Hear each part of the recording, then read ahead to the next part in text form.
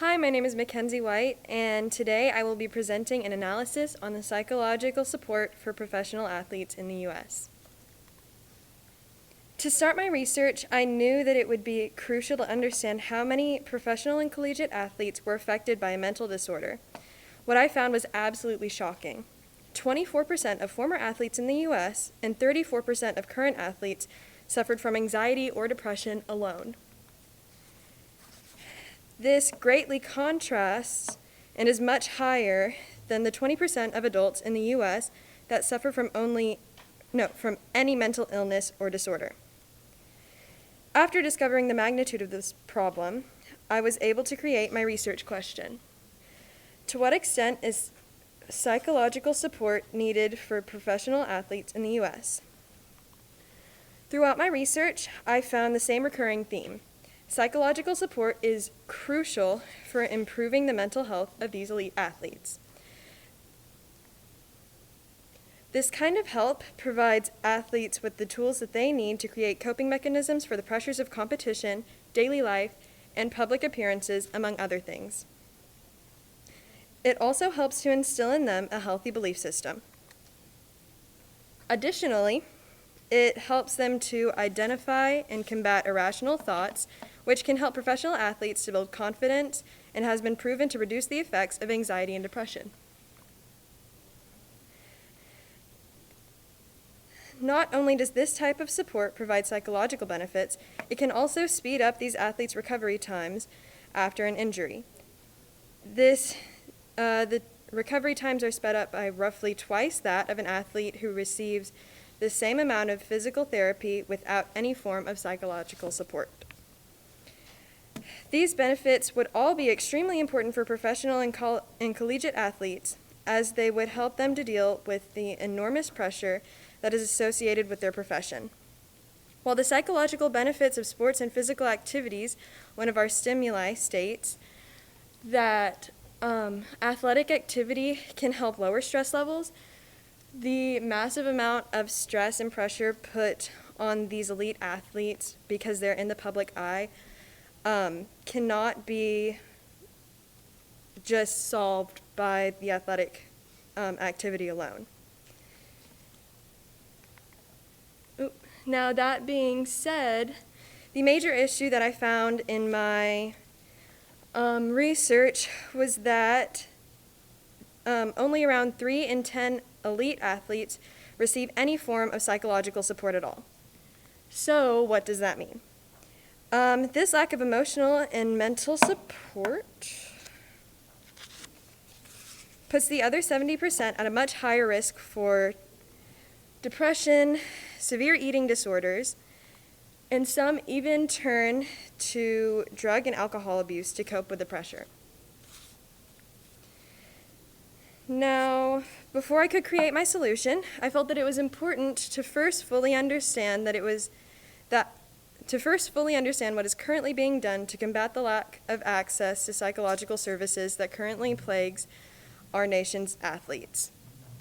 I found that certain groups had been created to support these athletes, such as the USOPC, or United States Olympic and Paralympic Committee,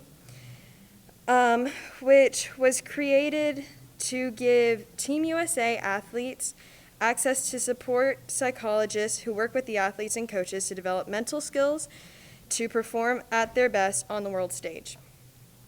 In addition, to help close a socioeconomic gap in access to psychological services, the BBASP, or Black and Brown Applied Sports Psychologists Association, is taking the challenge to address and work with multicultural issues in sport. The group's main goal is to provoke thought and encourage action to develop the rich texture of multicultural practices in applied sports psychology. With this knowledge, I was finally able to create my solution. My solution has 3 parts. The first is to provide more funding for psychological support programs. The second is to provide more opportunities for psychological support by creating more support groups. And the third and final part of my solution is to make groups such as the BBASP and USOPC become more widely available. The main limitation with my solution is that funding can be a difficult issue, especially with the wage gaps and everything that has come to light recently. But I believe that it is important to have the psychological support for these athletes and that it will make them more rounded in the end. And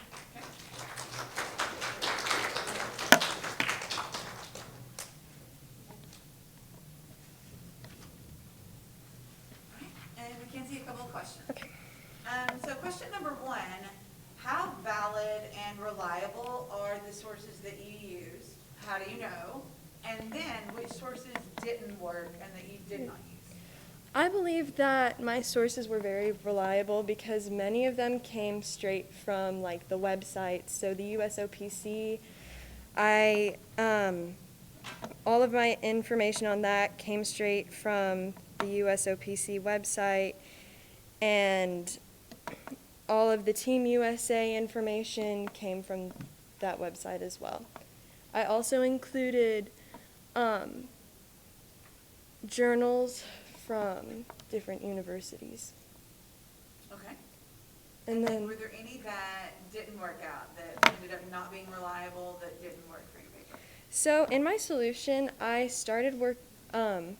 was going to include that funding may not actually be an issue because during my research I found that the U.S. alone spends over $60 billion a year on sports, which compared to other countries, it was as much as all of Europe's sports budget, like combined. But then after researching more into like the discrepancies like within the sports industry that we have right now, such as the wage gap and issues with dietary needs and things like that, I felt that it was too complex of an issue and would take away from my main point. Okay, gotcha. Yep. And then next question. How does your conclusion respond to the research and the sources you examined? The sources that I examined, most of them were really about funding and how we need more funding in these areas because of, it goes back to the discrepancies and like gender and race and everything like that. Like when things aren't funded, they don't get the same psychological support that maybe other athletes get and that they really, really need.